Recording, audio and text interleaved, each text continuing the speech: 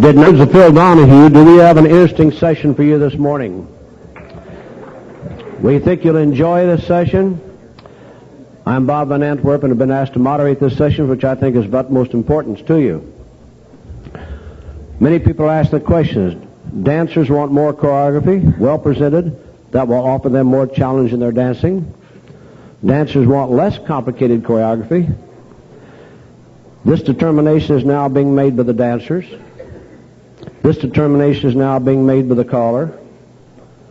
Just how do we program our dances to compensate for this problem? How do we determine just what the dancers want in the way of choreography? What signals do we as callers receive to obtain from the dancers whether they want more or less? These are just a few of the questions that we may find the answers to this morning by our distinguished panel. The principal purpose of this debate is to encourage good judgment in the use of choreography as a square dancing programming tool. It is hoped that this debate will raise the consciousness of you in the audience and set the tone for our convention theme, Programming for Pleasure. I want to emphasize to you that we will have no question and answers at any time during this debate. This debate is not intended to produce a winner or a loser. Choreography is an important part of programming for pleasure. The speakers this morning will look at choreography complication actually through 4 windows. All views must be considered in use of choreography as a programming tool. We hope that taking each view separately will help us understand better the process. Daryl and Jim, on my left, your right, are going to be discussing keeping a dancer satisfied with less complexity. On my right, John and Bill will be discussing the increasing success and satisfaction with more complexity. As your program announces, this morning's debate is not intended, as I said, to result in a winner or a loser. In a very real sense, we all win or lose based upon how we see the wants of the dancers.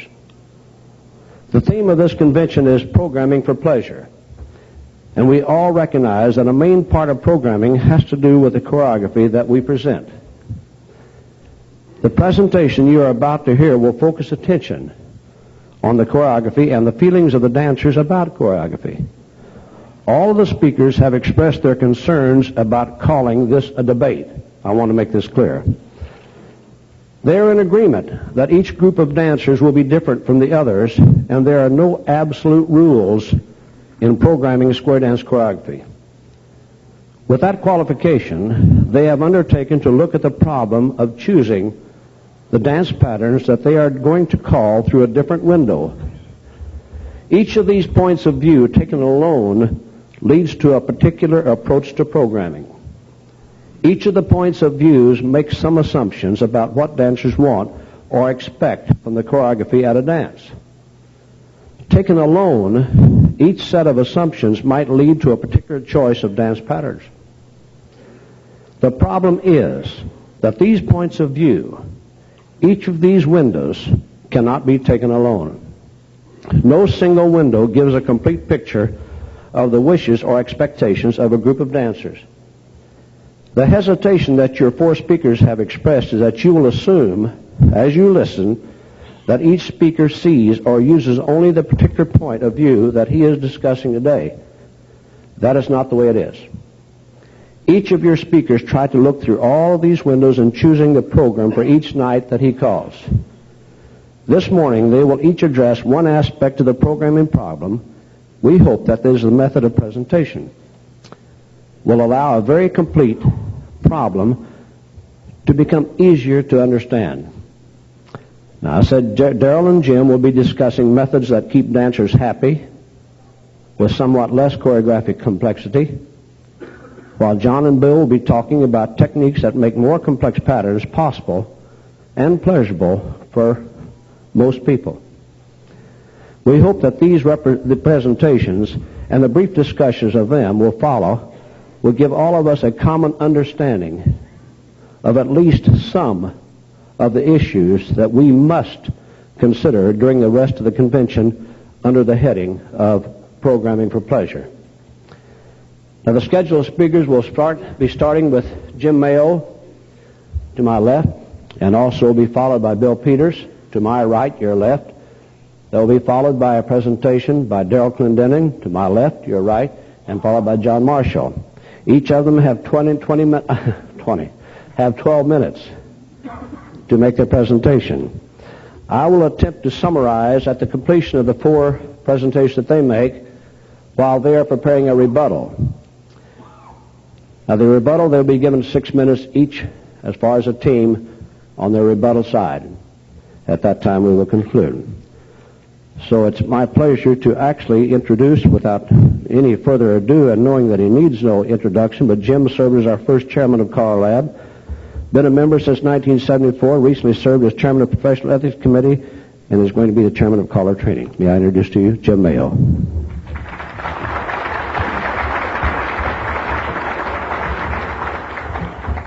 Thank you, Bob.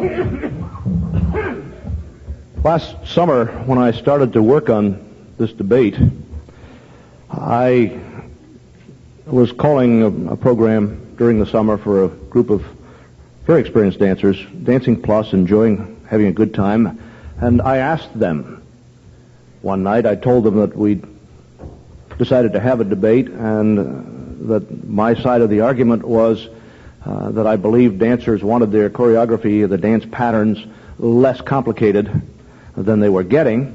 And I asked how many of them agreed with that point of view, and not a single hand went up. Not one dancer in the hall would tell me that they wanted less complicated choreography. And I figured we had a losing fight right then. I was about to pack it in and resign. And then one by one, during that night and later during the season, they came up to qualify their attitude toward that. And the result of all that qualification ended up convincing me that, well, they won't tell me they want less complicated choreography. They will tell me that they want smoother dancing, that they're tired of hesitations and stop and go and push and pull.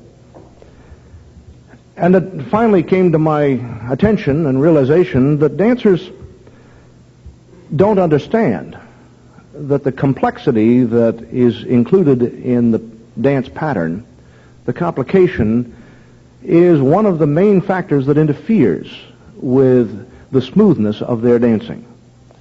That and here I state my view, that many callers, well, by no means all, but many callers, in their personal search for choreography that they believe is interesting, offer to the dancers material that requires them to do stop and go, that often involves non-smooth dancing, that may accept body flow glitches in return for a more fascinating puzzle. And one by one, my dancers came to me and said, we really like interesting patterns. We don't mind how complicated it gets, but we really like more than that, smooth dancing. We like it when the pieces fit together and it's comfortable and it fits the music. And I extend that to say the complication in our patterns interferes all too often with the smoothness of that experience. During the past few years, we have learned a great deal about what makes choreography complicated. John Sawalski's done some research in that area, and Bill Peters has tried to put that in words that were easier for us to understand than John succeeded with. And we have learned a great deal. Yeah, John knows that. We've learned a great deal as a result of that about what the components of choreographic complexity are. We know that one of these components is unfamiliar words. Words that the dancers haven't heard before surely make it complicated to get through. I offer as an example quarterly experimentals. They are less familiar than the calls that are on the lists. Also on our lists are some calls that, while they're there, don't get used very often. Peel off, for instance, and left square through. Another thing that makes choreography complicated is unfamiliar formations and arrangements of people. Those may seem to you to mean all position or dance by definition. My view is that we tried desperately to sell the all position dancing concept, and the dancers told us to take it away, please, and so we renamed it. We didn't take it anywhere. They still don't like it. But we kid ourselves.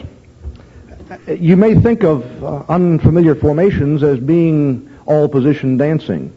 I don't mean that. I mean doing a swing through that isn't preceded by a spin the top. That represents complication for a large portion of the people dancing in our country. Wheel and deal from two-faced lines is quite likely to produce several Ferris wheels. Scoot back, done from standard waves, will cause glitches. And that's what I mean by unfamiliar formations. The lack of familiarity is, of course, our responsibility. We haven't used them often enough to maintain that familiarity. But however we got there, it represents complication. Non-repetitive sequences are one aspect of complication. They add to the difficulty of dancers' execution. Why? Because many, many dancers in learning to square dance are taught that what the caller uses as a dance pattern is very likely to be used again immediately following, in the same way that singing calls are put together often. And you say, that shouldn't be. I agree, it shouldn't be. But it is. And many of the dancers in our land are taught to dance that way. I believe that the square dance establishment has for many, many years encouraged maximum complexity. And you say, oh, no, we always say that choreography isn't good unless the dancers succeed. I agree, but do we practice what we preach? Who is the square dance establishment? We are, all of us. CALLERLAB, caller coaches, the note services, the magazines. And you say, well, we're encouraging complexity? Yes, we are. Our mainstream list has on it not only 68 calls, but we call them families. And then we add another 40 calls or so and try to make believe that that doesn't add to the complexity. No, that's not fair. We understand that it adds to the complexity, and that's why it takes 41 weeks to teach. If all you had to teach was the standard arrangement of the mainstream calls, it wouldn't take us 41 weeks. 41 sessions, sorry about that. The thing that takes us the time is teaching the concept of the call sufficiently so that our dancers can react to it from a variety of circumstances. And that, to me, represents choreographic complexity. Callers' schools in teaching choreography very often offer as examples dance patterns that we brand as interesting. I think we should read difficult. We tend to present the point of view. We, CALLERLAB, we, the note services, we, the magazines, we have the moving down the mainstream sections in our notes. And if that's a quote of a title, I apologize. It's a generic type of thing. We offer mainstream choreography. And much of it I can't get my groups through without workshop. I certainly can't call it to them. I think its premise is that dancers are bored. And I think that premise is wrong. One of the other things I did as a lead up to this presentation was to develop a survey and ask dancers. When I got the wrong answer asking them out loud, I decided I'd do it in print. They still wouldn't tell me they wanted it more complicated. But they did tell me that they weren't bored. They told me they were having a super time with square dancing, and they were not bored. I said earlier that we all agree that choreography isn't good unless we can get the dancers through. I suggest to you that just getting through is not dancing, and that too often we settle for just getting through. Often that results because we're so busy worrying about our choreography or reading the great cue card in the sky or on the table beside us, or watching our key square if we're sight callers, that we never see what's really going on the floor. The folks down back somehow don't come into our field of view. I've had callers tell me, oh, absolutely, I always work to get 100% success on my floor, right after the tip in which I have observed 50% breakdown. There's something we aren't seeing. Dancers won't tell me that they want their choreography easier, but they will surely tell me that they want it smoother and that they really enjoy dancing, moving with the music. We agree out of one side of our mouth, but I think out of the other side of the mouth, we present attitudes. We CALLERLAB, we caller coaches, we magazines, news services, we in our discussions, in our attitudes, present an approach to choreography that interferes with smooth dancing. We get away with it because dancers are willing to accept the responsibility for their failures. They don't blame it on callers. They say, if we were better dancers, we could get through that. We could make it smooth. They're wrong. Often no one could make it smooth. Certainly, if the timing's bad, the dancing can't be smooth no matter how well the dancers execute it. I think dancers don't understand that it is the complication of the choreography that interferes with the dancing experience. And that's why they don't tell us they want it easier. And I think it's very important that we listen to their plea for smoother dancing. I ask us all to examine our conscience. Everything in my experience suggests that dancers who are dancing, who are moving with the music, who are executing the patterns successfully and without interruption, hardly ever think about the choreography. There are exceptions, of course. Many in the advanced programs, some in the plus programs, are aware of the dancing complexity and are interested and fascinated by the puzzle. But I think far and away the majority, and perhaps as high as 95% of our customers, don't even think about the choreography when they are dancing. I believe in my heart that smooth, flowing dance patterns that don't repeat like singing calls, but don't include complicating puzzle-type choreography, will sell every bit as well as great puzzles. And I would urge that we acknowledge that, get over worrying about boring the dancers, and let them re-experience dancing. I thank you for your attention.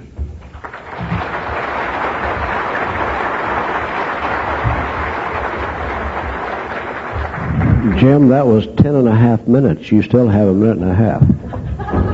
Forget it. Thank you, Jim. You'll take it. I understand that.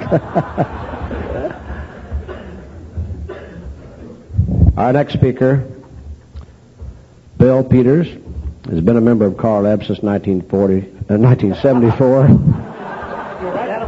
Right first time. Been calling for nearly 30 years, active in developing the accreditation program, is on the board, has written many books and articles on calling. He needs no introduction. Let's welcome Bill Peters.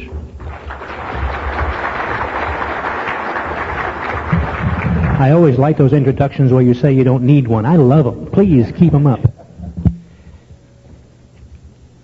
Those of us who accept the premise of this debate are saying, in effect, that our dancers are pleading with our callers for less complicated choreography.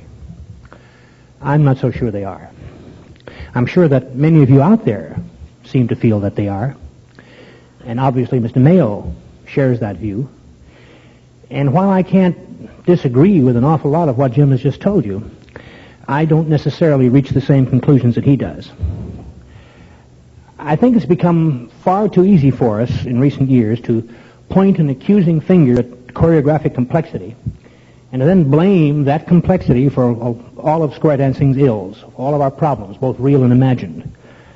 But I have to ask you to please remember that just because it's easy for us to do that, that doesn't necessarily make it so. In fact, when you get right down to it, square dancing will always need some form of choreographic complexity in order for it to even be square dancing. Without mental stimulation of some kind, it just isn't square dancing. Now, if you want to understand this, if you want to understand the nature of the subject we're debating here this morning, I think it's important for us all to also understand something about the basic nature of square dancing itself. What is square dancing? Or, more importantly, what is there exactly about square dancing that we all enjoy so much? I happen to believe that those of us who enjoy square dancing do so because it allows us to enjoy simultaneously three very primal and three very time-honored human pleasures. And that the first of these pleasures is the need that we all seem to feel to engage in some form of social interaction.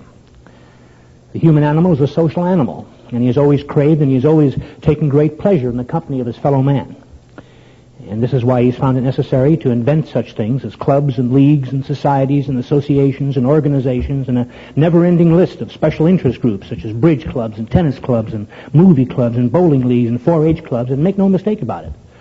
This is why man has also found it necessary to invent the Square Dance Club, a place where those of us who enjoy square dancing can interact with each other and where we can meet new people and make new friends. Without such social interaction, it simply wouldn't be square dancing. Sociability, however, is not the only reason we enjoy square dancing. Square dancing has always been, first and foremost, a dance activity.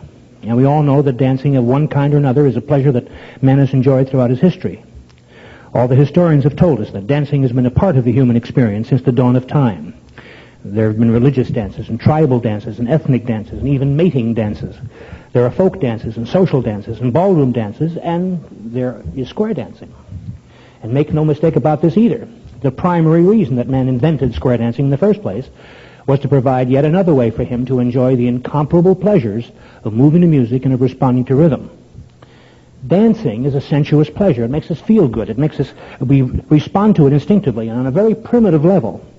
And unless the caller allows us to experience and to enjoy the sensation of dance, you simply can't call that square dancing either. But square dancing, in addition to the pleasures of social interaction and in addition to the pleasures of dancing, square dancing also provides its participants with a truly unique opportunity to enjoy still a third human pleasure, and that is the undeniable enjoyment that we all feel whenever we engage in some form of mental stimulation. Like the social pleasures and like the pleasures of dancing, the pleasures of mental stimulation have also been with us for a very, very long time. And here, too, man has found it necessary to invent a wide range of activities whose sole purpose has been to make a recreation out of some form of mental stimulation. The ancient Chinese, for example, are known to have played puzzle games with numbers. And there's evidence that the early Egyptians played a kind of word game that's very similar to Scrabble. And the Romans in the time of the Emperor Nero played a variety of charade-like guessing games, and Lord only knows when men invented chess and checkers and jigsaw puzzles and rebus puzzles and crossword puzzles. That list goes on and on. And it's certainly also why man has finally found it necessary to add the pleasures of mental stimulation to the fun of square dancing. Now, to be sure, the addition of mental stimulation to square dancing has been a fairly recent phenomenon as these things go. It happened maybe 30, 35 years ago. Prior to that time, we learned to square dance in much the same way that we still learn to round dance today. We memorized everything. Each dance was always done in exactly the same way. When they danced such oldies as Birdie in the Cage and Chase the Rabbit and Dive for the Oyster, all the old classics, the dancers pretty well knew exactly what the steps of the dance were going to be, and they knew exactly where in the dance those steps would occur. Everyone always knew exactly what was coming next. And it was great fun. But then it was discovered that it was also fun if the dancers did not know what was coming next.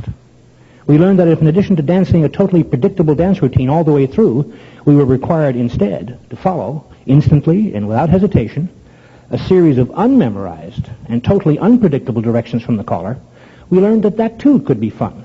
We learned, in fact, that this kind of unrehearsed and seemingly spontaneous dancing, this added an element of suspense and of spicy unpredictability to the activity. If square dancing was fun before, now, suddenly, it had become adventuresome and deliciously exciting. Now, there's no question but that the effect of all this, of not knowing what was coming next, the effect of that was to make square dancing more complicated. But there can also be no question that the dancers seemed to prefer it that way. They truly enjoyed this newfound ability to match wits with their callers, because now they were able to interact with their caller not only on a dance level, but on a mental or an intellectual level as well. And without that, I say, you can't call it square dancing. And this, to me, is what makes square dancing so utterly unique, because it combines into a single recreation these three basic human pleasures I've been talking about. First, the warmth of human companionship. Second, the rapture of dancing. And third, but by no means any less important, the excitement of engaging in a unique kind of mental exercise. There's nothing like it. And that's the whole point. There is nothing like square dancing. And the true magic of square dancing stems from the fact that it, and it alone, combines all three of these pleasures into one single recreation. And if we eliminate or in some way de-emphasize any one of them, it simply wouldn't be square dancing anymore, and that frightens me. That is, in fact, the reason that I've chosen to argue on this side of the debate and not the other. I'm sure that there are many cases where today's dancers are being blown out of the water. We've all seen it happen. But what I'm afraid of is that if we all agree here this morning that the dancers really want less complexity, I fear then that our tendency will be to try to eliminate complexity altogether. And that, my friends, would be a tragedy. To me, that's like throwing out the baby with the dirty bathwater. If we are indeed currently facing some of the problems that Jim has described, I would suggest that the problem lies not with the complexity of our choreography, but rather with the fact that there are a lot of incompetent callers out there. Callers who simply don't know how to correctly include complexity in their day-to-day square dance programs. And if we're going to eliminate anything, I say let's eliminate that. Please notice, too, that in this debate we're not asking if the dancers want complexity, but rather how much or how little do they want. And I agree, it's a tough question. Consider this. Ask a dancer who has just been clobbered by his caller how he feels about choreographic complexity, and he'll no doubt tell you that he wants less. Certainly he's going to want less than he just had. But then you ask the same question of that same dancer after his caller has successfully led him through his paces, after his caller has taken him successfully and totally on the music through a series of calls that were not only fun to dance, but which were also full of surprising twists and turns and which were as interesting as they were unexpected. Ask the same question of that dancer, and he will no doubt tell you that he enjoyed the experience very much, and he wants a lot more of the same. It all depends on who you ask and when you ask him, and the answer in every case must necessarily be conditioned by both the judgment and the technical competence of the caller. And please bear in mind that just because I don't happen to agree that the solution to all our problems is to give the dancers less complexity, that I therefore feel that they ought to have more. Not so. What I do believe is the dancer wants as much complexity as they can handle comfortably. They don't want it too hard, but they don't want it too easy either. They want to do battle with their caller. They want to match wits with him, but they also want to come out on top. The cliche that we've all been using in this regard is to say the dancer must win, because when he does, that to him is a sheer delight.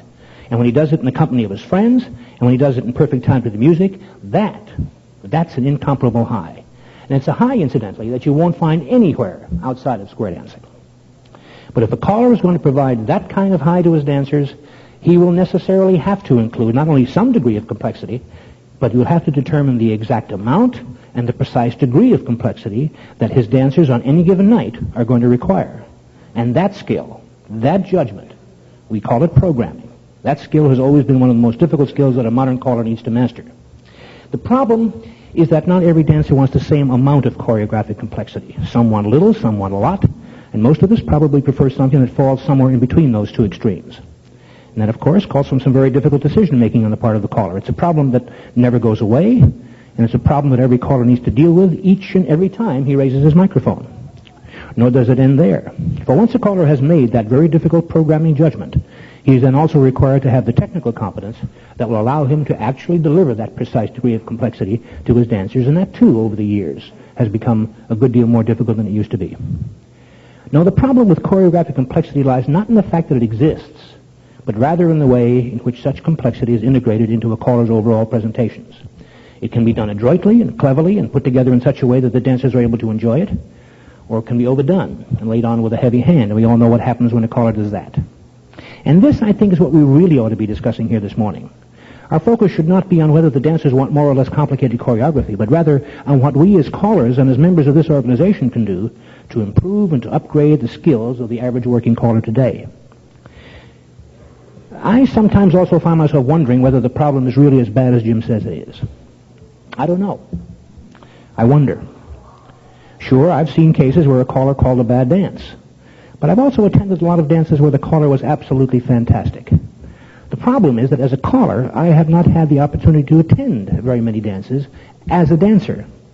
Bob will tell you that has changed recently. But the fact is, throughout most of my calling career, I've been too busy calling. And I have a hunch that that situation applies to most of you out there. And what this says to me is that while it may often be easy for us to observe the work of an incompetent caller and to conclude from that his inadequacies serve as an accurate reflection of what's wrong with the entire activity, that's really only guesswork. We don't know that for sure. We could indeed be facing the very serious problems that Jim describes, but it could also be that we are making a great big mountain out of an inconsequential molehill. We just don't know. And I, for one, think that we ought to know before we go charging off in all directions trying to solve a problem about which we have so little information. And this, incidentally, seems to me to be a research project that would be made to order for an organization like ours. There's no reason, for example, why we couldn't put a tape recorder on a number of dances around the country and find out once and for all what's actually being called to our dancers, and perhaps even more importantly, to find out how our dancers are responding to what's being called.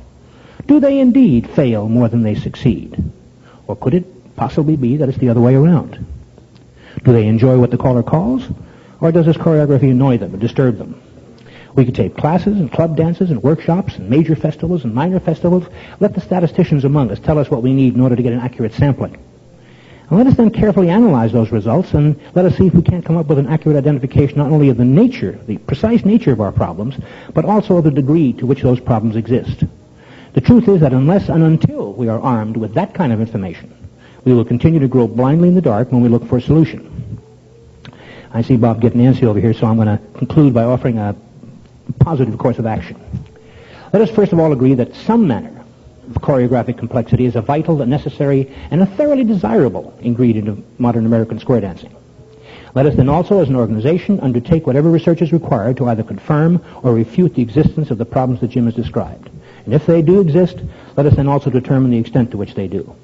Are they really the rule rather than the exception? Or is that the other way around? Are things really as bad as Jim suggests? Or are we, like Chicken Little, creating a false hysteria because we occasionally hear about some callers who may make it seem that the sky is indeed falling from the heavens? This is information we desperately need to know, and we need to know it as fact and not merely as conjecture, and I say let's find out. And finally, if the problems are really as widespread and as out of control as we are told, let us then also recognize that the root of the problem lies not in the complexity of our choreography, but rather in the inadequacies of our callers. Let us then also be aware that the solution to the problem cannot be found in seeking to regulate or to simplify or to somehow uncomplicate our choreography. For that could easily destroy one of the very things that we all enjoy about square dancing. Let us instead see what we can do to improve the skills of our callers. What can we do to improve caller education? And what can we do to upgrade caller training? And what can we do to make such training more readily available? And what can we do to encourage and to motivate more callers to avail themselves of such training? That, in my view, would go a long way towards solving whatever problems we may be facing. Thank you for your attention.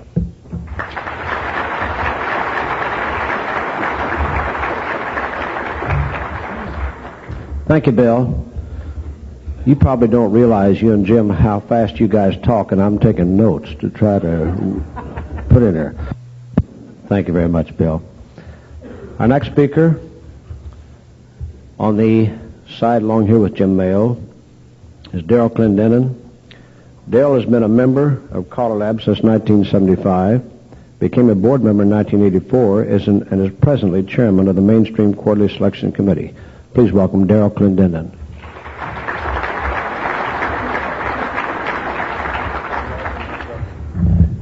Yes, thank you. All right. Unaccustomed as I am to public speaking, that's nothing out of you. Let me start by saying, gang, understand that Jim and I are not suggesting a total elimination of complex choreography, but just a judicious use of the same within our programs. For us, and we believe the bulk of the dancers, this means less than what we're often getting at our dances today. Even though the dancers may not consciously want choreography to be less complicated, we feel that they unconsciously want less of complicated choreography. Choreography, simple or complex, by itself is neither good nor bad. The individual caller's use of both types of material determines the effect of the choreography on the whole program. We all agree that with the arrangement and formation possibilities that exist with each movement, the choreographic variety is almost endless. Add to this the sight calling method of calling, and we've reached a point that it is easily possible for callers with very little effort to take advantage of most of these choreographic possibilities. Here again, this in itself isn't a bad thing. We always strive to make calling easier. Why? Well, so we can do a better job of teaching, right? And do a better job of presenting our dance programs. And no one would argue with these goals. They're good goals. They're what we should be doing.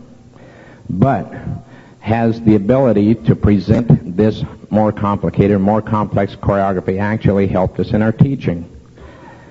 I doubt it. A good teacher, basically, is one who prepares the dancers to dance the material that's being presented within his own area at any given time. And that may change from area to area. A more important project would be to prepare ourselves as callers to be able to assess the dance abilities of a floor and be able to call an entertaining program based on their abilities rather than expecting the dancers to learn enough to be able to dance to us, which there again happens far too often. I'm too loud? Sorry about that. Don't interrupt, Bill.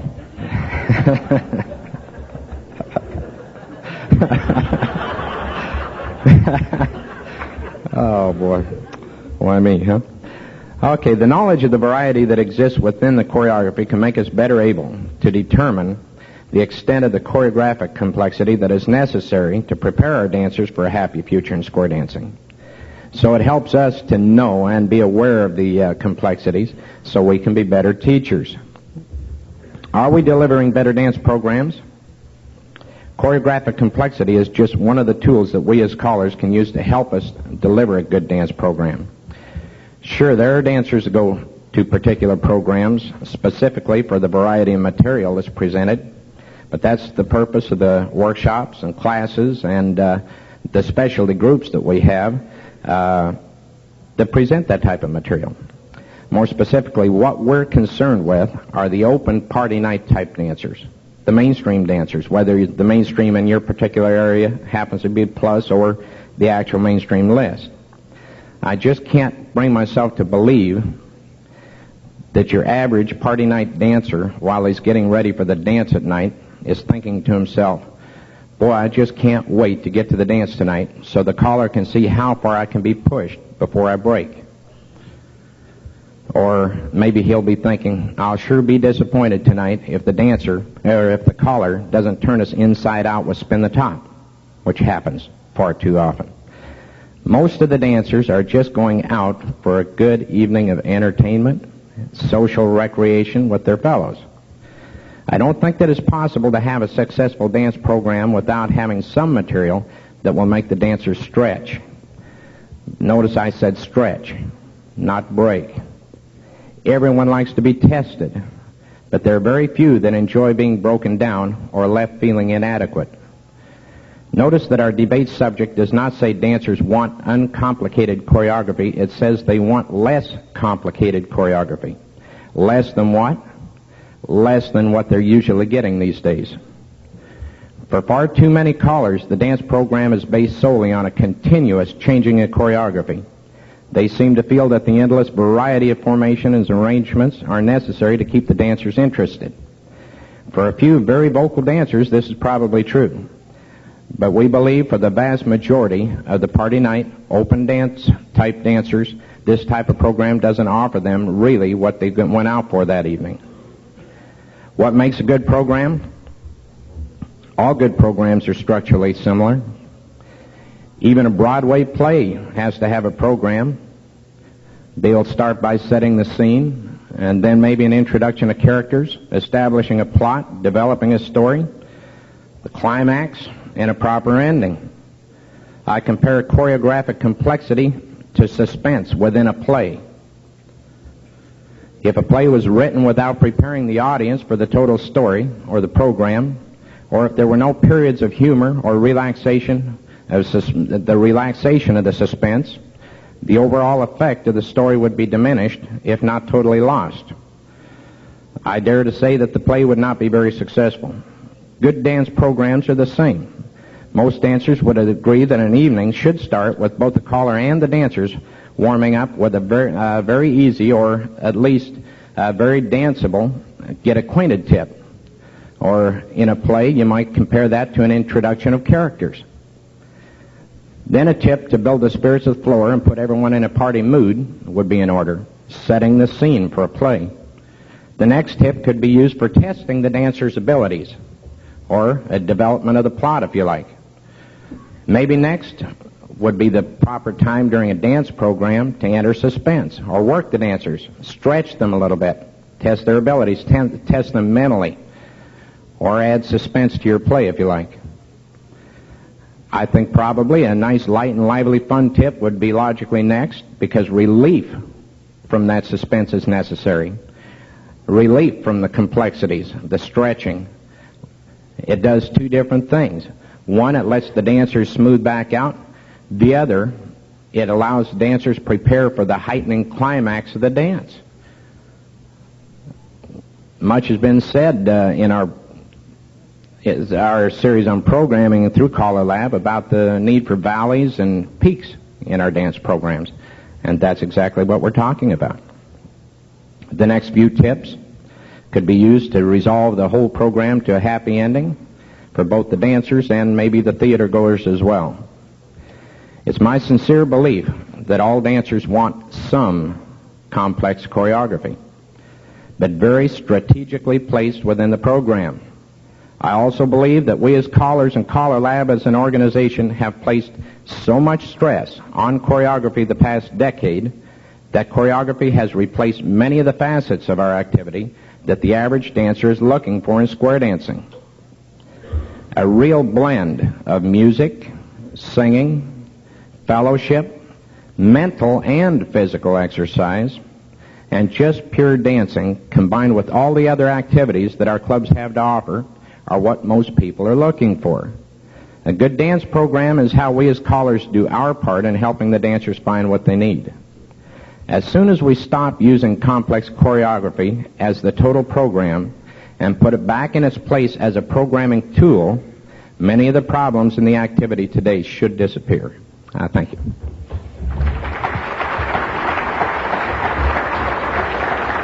Thank you, Daryl. Our last one to appear before you is John Marshall. John has been a member of CALLERLAB since 1980. He's a very active caller. At the present time is chairman of the Advanced Committee. Let's welcome to the microphone John Marshall. John? Thank you, Bob. We're all beginning to see a little pattern. You know, we're in our debate, we're on our opposite sides, but we're all heading down the same road. We're all coming together in the same general direction. We keep using the term complexity. And I'm a little troubled by that when it was first presented to us, because to me complexity is a very negative term. I much prefer the term variety. I think it's more accurate. I think it's more what we're about. I don't have any doubt that anyone in this room could sit down and prepare material to be presented to dancers within any program, and the average dancer wouldn't be able to get through it. Nobody's accomplished anything by that, and nobody's suggesting that. And I don't really think that's necessarily happening. I think what we're finding is a lot of us are searching for ways to present that quality of variety. And variety is one of the primary factors that we're looking at here, because the whole thing comes back down to one thing, and that's quality dancing. Whether it be through just one thing, another thing, variety, body flow, timing, presentation, fun, singing, all of these things, we've all agreed, these are all part of it. What Bill and I are saying is you can't remove the mental stimulation portion of it. And I don't care if you reduce back to the fact where you're looking at the gimmick type things that we talk about, sometimes referred to as gimmicks. Look at progressive squares and things of that sort, exploding squares. They've been very effective tools. You don't for a moment believe that the dancers aren't concentrating when that's going on, do you? Especially for the ones that it's new to. They're really geared in on that. And when they get through it, it's super. It's really exciting. And yet, often we say, oh, gimmicks. But it's another form of the thought process that they're going through. I think variety is a more accurate term. I think it's a more positive term. We know that good body flow, good timing, entertaining presentation, high dancer success rate, those are the kind of things that we're all looking for. We want to see that happen. But if we define quality dancing as the good body flow, the mental stimulation, the good timing, if we do that and we come back and see that, then quality dancing obviously doesn't have anything to do with overly difficult choreography. It doesn't even necessarily have to anything at all to do with numbers of calls being used.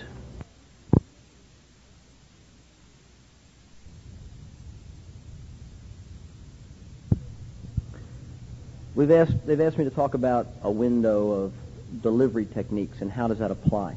First off, let's talk about what the purpose of good delivery techniques are. The purpose is, rather, to increase successful execution of a greater variety of choreography. You've got to get dance applications to the dancers that they can enjoy, they can think about, but they can be comfortable executing. Now, I think prior to selecting methods of choreographic technique or delivery techniques, you have to start looking about evaluating the floor. The term keeps creeping in every time we turn around. Judgment, judgmental. How do we evaluate our floors? Right? We look at things like basic skills. How do the dancers dance their basic skills at a given dance? On any given night, the same group that you called to last week, it'll be different tonight than it was last week, quite possibly. That's part of your job every night, is evaluating or judging your floor. How do they respond to the stacking of calls, whatever the program is? What's their response to using common formation of calls from a different choreographic location? If something's presented to them with normally, quote, normally all the time, with boys on the ends and girls in the middle and the boys going to the right and the girls going to the left, well, can't we put that somewhere else in the square instead of just a parallel two-phase line? Can't we put it in a tidal two-phase line? Can't we look at that kind of variety without saying we're doing a damage here? We tend to equate often, I think, different with difficult. And that's not always true, especially if the dancer understands what's happening. Evaluating their listening skills. Are they listening? Do they have good listening skills, whether it be your own group or a group you're guest calling for? It's another consideration. Does the floor you're calling to only dance or react to specific patterns? Boy, if they do, and you want to change those patterns, all of a sudden, the level of difficulty of your dance has changed. And you've got to be able to adjust to that. Does the floor you're calling to use the music? Do they dance to the music? Is it important to them? Are they aware of it? If not, all of a sudden you have a major problem again, and how do you adjust your calling to these people? And then when you put all of those factors together, it becomes a problem. So I'm saying first we have to evaluate a floor before we can decide what delivery techniques. So it's a judgment thing. I think this is most important. There is no way that anybody, any group, any organization is going to be able to legislate judgment. We can't write it down for you. We can't say, this is what you do here. It's got to be based on your own experience. You have to develop as much as possible an in-depth understanding of choreography to be able to provide yourself the flexibility that you need as a caller to adjust to the floor. And that's what we're looking for, adjusting to the floor every night and their needs. So again, flexibility. We've got to come back, as Bill was saying before, to the caller, to us. What else can we do? What else do we have to learn to do to be able to provide variety and still have the dancers be stimulated and successful? A couple of specific things that I do want to touch on. One factor, good body flow. Jim mentioned it earlier, and I took from Jim's comments a feeling that if the dancers are presented with good body flow, well-timed material, that they don't miss the complexity, if we go back to that term. My contention is that the good body flow is the thing that will allow them to be successful with a greater variety of material. Well-presented body flow will carry a dancer into the next call, even if for some reason that dancer should momentarily be disoriented or not know exactly where he wants to go. If he is used to dancing with good body flow, he'll go where you want him to go. And I think that's important. I think we also have to look at understanding the definition. In order for you as a caller to be aware of problem spots in a call that your floor is going to have, you have to understand the definition. That's absolutely basic. Communication with the dancers. We hear talks about cueing all the time. Lots of dancers require cues. Of course they do. We help our dancers with cues by communicating with them from the very first time they step on the dance floor. And as they progress, we begin to take the crutch away until they automatically now know how to do right and left through without a cue. And that holds through all programs. And then what happens is, well, now where do I need to give them the cue? If there's a different formation, a unique variety being presented to them, here they may need for you to go back to the cue. So you need to go back and communicate. This is another method to help the dancers. And don't kid yourself. It doesn't matter whether they're basic dancers or C3 dancers. They all need help somewhere along the line because you see things differently than they do. You see it on a different plane, and don't ever think just because a dancer, dances in different programs using more vocabulary that dancer is necessarily a better dancer without need of help, because that's our job, is to help them all. Gender groupings, where acceptable, is a good thing to do in terms of putting boys together, girls together, on occasion to facilitate a little bit greater communication. Boys do this, girls do that, in terms of teaching them particularly, and also in terms of getting the dancers through something that they may not see. It's a recognizable viewpoint. So I think sometimes that is an effective tool to use in conjunction with cues. Composite calling is often used. Now, when I say composite calling, that's my term, and what I mean by that is when we start talking about ends do this, centers do that. Girls do something while the boys do something else. Another form of that is when we take a set of calls and we ask someone to do their part.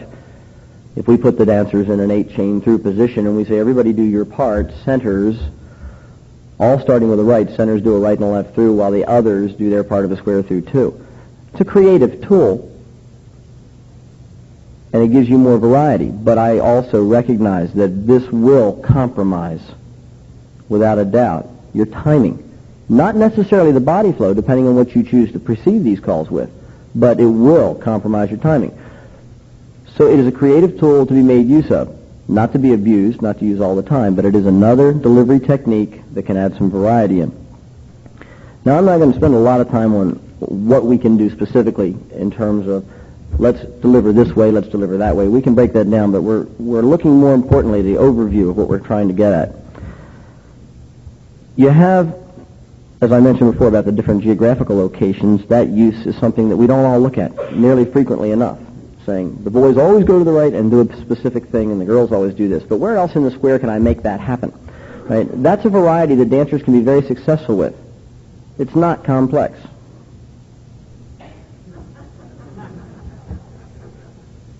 It's got to be a sundial. That's all there's to it. Okay, let me finish up. Very quickly, and this is not going to be necessarily a very popular statement, but I don't believe in general that dancers are being drawn out of mainstream and into plus, or being drawn out of plus into advanced. I think they're being pushed out often. I think that the dancers, in search of better quality recreation time, are mistakenly looking to other programs with greater vocabulary, which may also provide more mental challenge than they're currently receiving in mainstream or plus. And I say they're mistakenly looking to other programs because we as callers should all be able to provide the components of quality dancing at mainstream or plus in such a way as to keep the majority of people who come to us, who come into the activity, we should be able to keep them excited and having fun and keep them interested, rather than pushing them out and making them look. But I think that's what they're doing. I think they're searching very much for better quality recreation that gives them more. Thank you.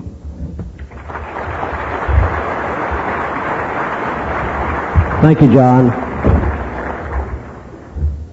While the gentlemen are preparing the rebuttal, I'm going to endeavor, and I'll use that word loosely, to try to tell you what they have said. And they had all their notes. Mine looked like this. We'll start off with Jim. Jim is saying that dancers really don't understand the complexity of the dance.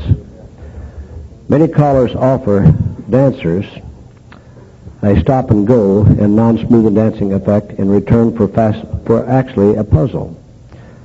The complexity of dancing interferes with smooth dance techniques. Some of the causes of complexity in dancing is unfamiliar words, unfamiliar formations, and unfamiliar arrangements. Also the non-repetitive sequences. The square dance establishments have encouraged complexity. Caller schools even offer difficult movements in our teaching. He states that dancers are not bored, as many have so stated. Just getting through is not dancing. Many callers never see what the majority of dancers are doing due to our sight calling or cue cards. We present an approach to complexity that interferes with smooth dancing. 95% of our customers do not think about choreography and good smooth dancing. Bill Peters read so fast. But anyway, I think Bill said that dancers states that we as callers say we need more complexity. Bill doesn't really agree with that. Square dancing needs mental stimulation. What do we enjoy about square dancing? Engaging in social interaction and social recreation because it is a dance program that all enjoy participating in, and moving to music is a sensuous pleasure. It provides mental stimulation. Addition of mental stimulation has become more progressive in the last 35 years. Dialogue by the caller, which is unrehearsed, not knowing the conclusion of what the caller will offer, makes square dancing more unique. We can de-emphasize any of the above mentioned facets. We can throw out all the complexity of our choreography. We have to answer how much or how little the dancers want in complexity in our choreography. Judgment and technical competence of the caller is a necessity. The degree of complexity is called programming. Complexity on how it is presented and which way it is presented to give the dancer the most enjoyment. We are not sure that the problem is unsurmountable. We need to analyze our problems and as an organization and proceed with caution. And are they as bad as Jim had presented? If problems are out of control, let's improve our caller education and caller training. Daryl Clendenin said, Jim and Daryl are both saying that we can delete some of we don't have to delete all of the complexity of our choreography. Dancers unconsciously, no, that's not the word, unconsciously want less complicated choreography. Choreography is endless with the tools we now have. Has the ability of complexity in choreography helped our teaching? And they say it has not. The knowledge of variety will offer us a better dance program. What we are concerned with is the mainstream dancers. Your average party night dancer is not looking forward to get to the dance to be knocked out with complexity in material. All like to be tested and but not be broken down. Good programs offer suspense in dance complexity. Tips include suspense testing of ability, enjoyment of smooth dancing, and a climax. We need peaks and valleys. All dancers want some complexity, but strategically placed in the program. A blend of music, fellowship, limited testing all of them are needed. John Marshall says, John likes the word variety over the word complexity. We are searching for a way to offer quality dancing with variety. You can't remove the mental stimulation from the caller's format or thought process. Good body flow, good presentation, and good timing and mental stimulation makes for quality dancing. Purpose of good delivery techniques include evaluation, the floor judgment, basic skills, and how do they respond from different choreographic locations. Can't we use variety without it being classed as complex? Does the floor dance to music, and how do you adjust to the dancers? It is judgment. Nobody can write down judgment for everybody to use as a caller to adjust to the floor. Use flexibility. Good body flow will allow success in a variety of material presented. Understanding definitions of a basic. Communication, the first tip, is ever so important. Cues are needed in your variety. All dancers need help because you as a caller see it from a different standpoint. Composite calling is a creative tool for variety, but will compromise your timing and delivery technique. He doesn't believe dancers are being drawn out of mainstream or plus, but they are being pushed out. They are looking to other programs for mental stimulation and excitement in their dancing. This is the best that I could probably put together in the quick time that I had to do this, hoping this will give you kind of overview of what has been presented. Now we're going to call on the first of our two panelists, and Jim, you're going to be representing yours. We'll call on Jim Mayo for rebuttal.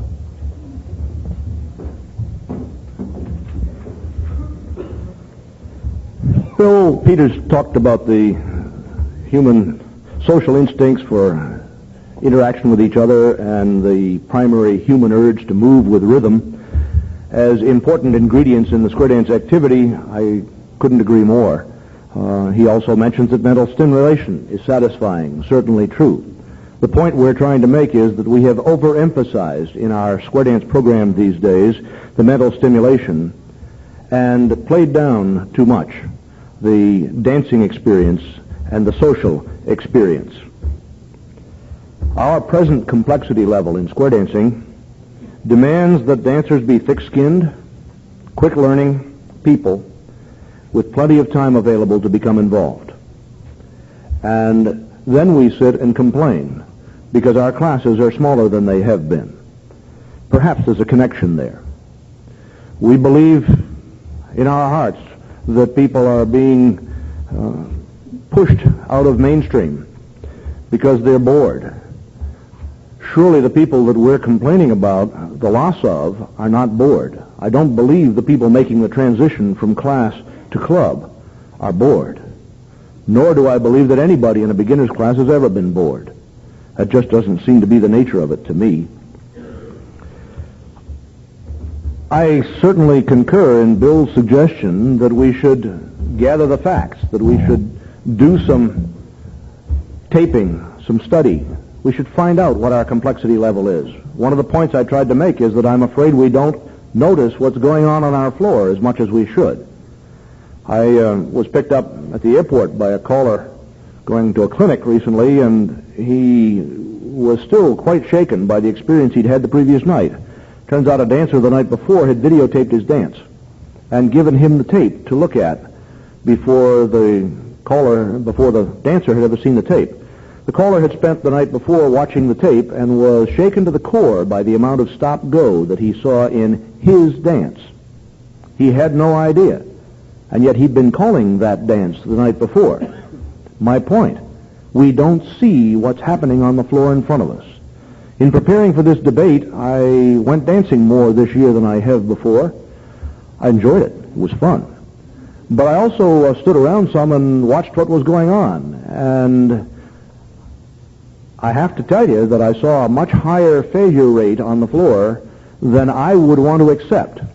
I haven't been able to get a videotape and my dance and the player together, but I surely want to, because I'm sure there's valuable information for me there, too. When I talk about the establishment push to greater complexity, sometimes that's not even a valid thing, but it happens. We have families on our mainstream list. The other night I came into my club where another caller teaches the class, and the club president met me at the door, and he said, "Wow, our teacher really worked us on the Cast family last week." I said, "Oh?" He said, "Yeah, would you workshop that tonight?" And I said, "Well, gee, I don't think so." He said, "Yeah, he was doing cast right and cast left and a cast half." The way I read the mainstream list here, it says cast off 3/4. I don't believe we have a cast family. And yet this caller, in what I have to believe is good conscience, was pushing a class to learn cast right and cast left and cast half. I think we produce complexity by our establishment point of view, by the existence of families on our mainstream list, to a far greater degree than we have noticed. We talk about greater training and better training of callers. Unless we have established in our own minds what is adequately complicated choreography, we'll have a hard time teaching callers how to make that judgment correctly. If it comes to a direct competition between the caller and the dancer loses. We all know that. I'm sure that the caller's preference in complexity, in complicated choreography, is almost certain to exceed that of the dancer. That's why he's a caller, or she's a caller. I think that's what got us there, is that we were interested in the complexity of in the complication of choreography. We talk about variety and how they should always succeed. Again, I say we talk out of both sides of our mouth. We're willing to pay some timing and smoothness errors for what we call variety. I think the word is complexity. I would like to part with a thought that occurred to me during this debate, and that is that the growth of square dancing during the 60s and the 70s surely reflected the addition of mental stimulation to the traditional dance experience of social interaction and dancing with the music. If that's the case, perhaps we should look very hard at what happened as we headed into the 80s that has produced the leveling off that we all are complaining about. Perhaps what happened is that we callers no longer had to memorize, and that limitation that had kept us in check, that had kept our interest in choreographic complexity from extending into our dance, went away. We learned how to freewheel, and we finally got the ultimate weapon. I wish we'd stop using it.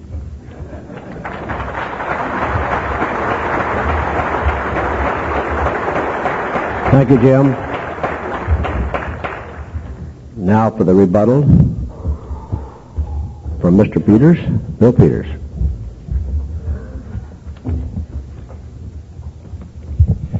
I gotta say, I find it hard to disagree with anything you said, you rascal. But in a way, that's encouraging. One of the things that's come across to me in this debate, and I hope it has come across to you, is that there's a lot of agreement on each side of this table. Both Jim and Daryl seem to agree that some complexity, some degree of dancer stretch is desirable. And both John and I certainly agree that that complexity must always be offered in the context of good dancing to the music and rhythmically. And we also agree that the dancers won't enjoy any complexity that they don't get through successfully. We all agree with that, and that certainly is the goal that we all have.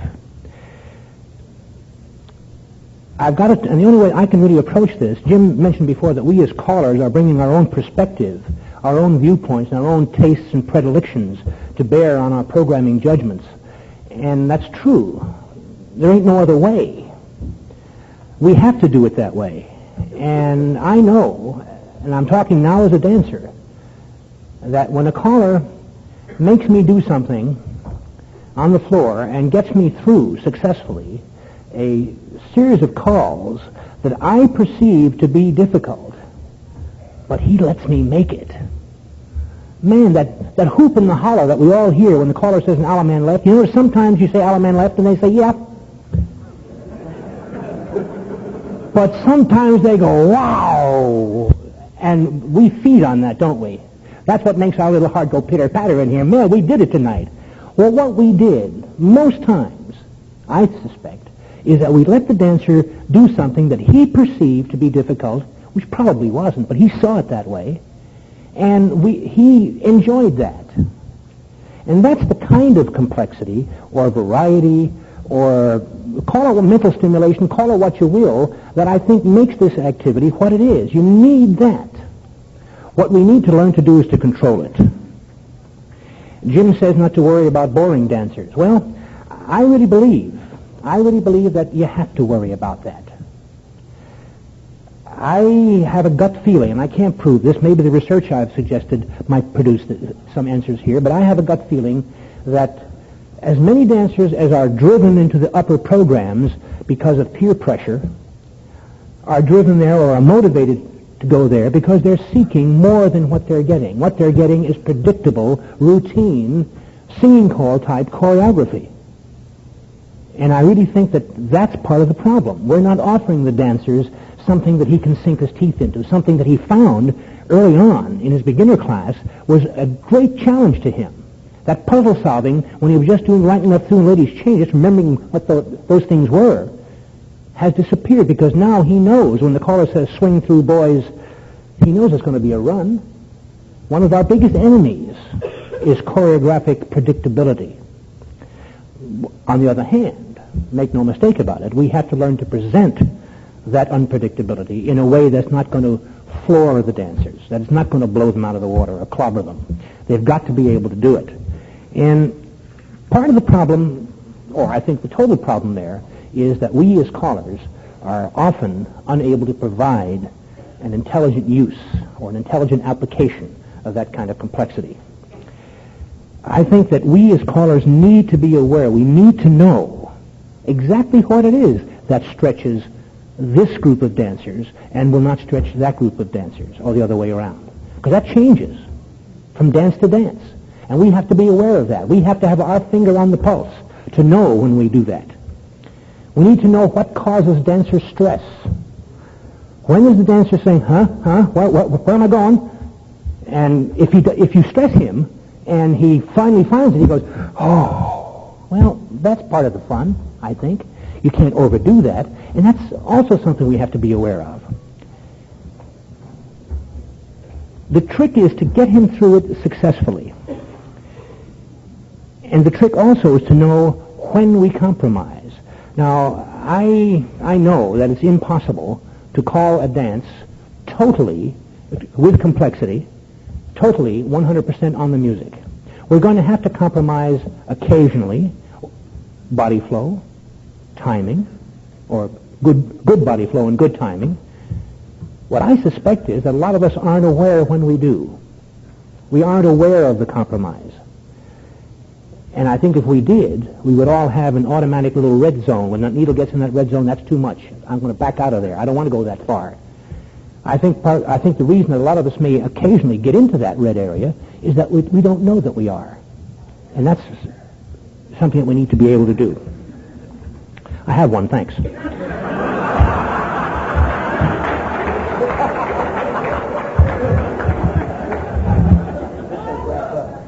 Square dancing is a dynamic activity. It doesn't stand still. We have never been able to cast it in concrete.